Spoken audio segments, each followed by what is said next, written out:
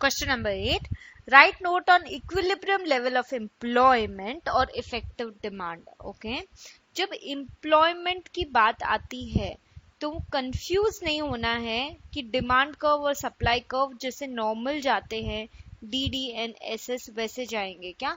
Don't get confuse. ये equilibrium level of employment पूछ रहा है इफेक्टिव डिमांड. सो कैसे जाएगा वो देखो. मतलब अभी पुराना डी डी और S S D D demand curve और एस एस सप्लाई कर्व पुराने जैसा नहीं होगा because note on equilibrium level of employment effective demand पूछा है उसने. सो कैसे करेंगे.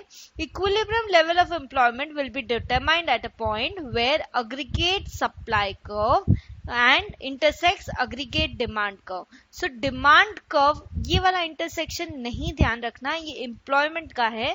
मैं नेक्स्ट वीडियो में ड्रॉ करके बताऊंगी कि कैसे है जब अग्रीगेट सप्लाई कर्व और अग्रीगेट डिमांड कर्व intersect करते हैं. According to J.M. Keynes, the point where aggregate demand function curve intersects aggregate supply function curve, it is known as point of effective demand. ADF aggregate demand function, ESF aggregate supply function. Equilibrium कहाँ होता है. जहां ADF aggregate demand function is equal to ASF aggregate supply function.